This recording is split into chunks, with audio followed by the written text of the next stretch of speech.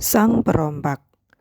Suatu hari, Nyonya Sinta duduk di ruang tunggu dokternya ketika seorang anak lelaki dan ibunya memasuki ruang praktek.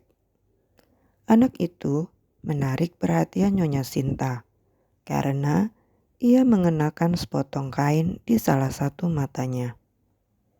Dia merasa kagum melihat bagaimana anak itu tak terpengaruh oleh satu matanya yang hilang, dan mengamatinya saat mengikuti ibunya menuju bangku terdekat.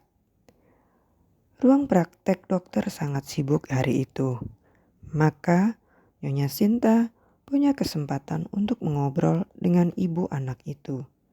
Sementara ia bermain dengan boneka-boneka serdadunya.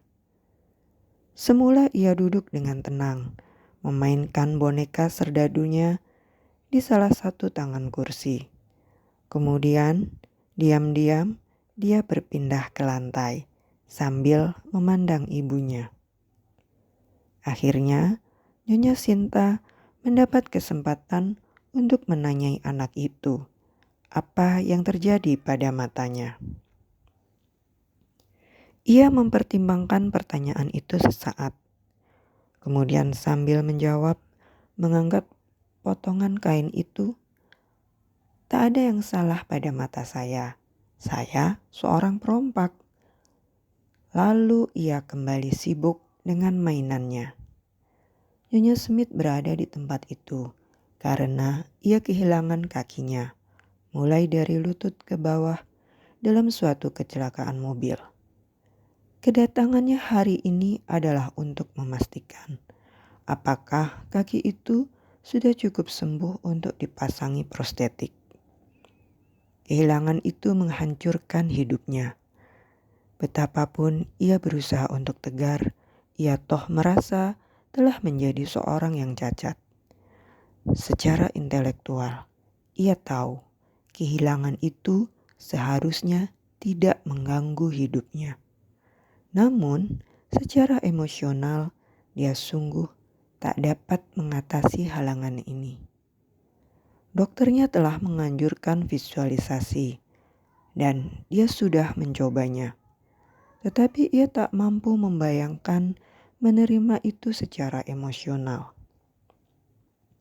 Suatu bayangan suram yang abadi. Dalam pikirannya, ia melihat dirinya adalah seorang yang cacat. Kata perompak mengubah hidupnya. Mendadak ia menjadi bahagia. Ia melihat dirinya berpakaian bak long john silver, berdiri di atas sebuah kapal perompak. Dia berdiri dengan kaki terentang, satunya palsu. Tangannya berkacak pinggang, kepalanya mendongak dan dada membusung.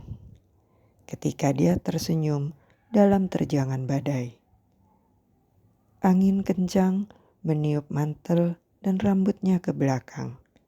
Semburan hawa dingin melanda lengan dek sementara gelombang-gelombang besar memecah di sisi kapal. Kapal itu terombang-ambing di bawah amukan badai.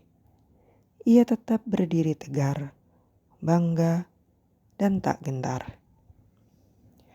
Saat itu juga bayangan seorang cacat lenyap dan keberaniannya pulih kembali. Dia memandangi si bocah kecil yang sibuk dengan boneka-boneka serdadunya. Beberapa menit kemudian perawat memanggilnya. Sementara ia menyeimbangkan kruknya, si bocah kecil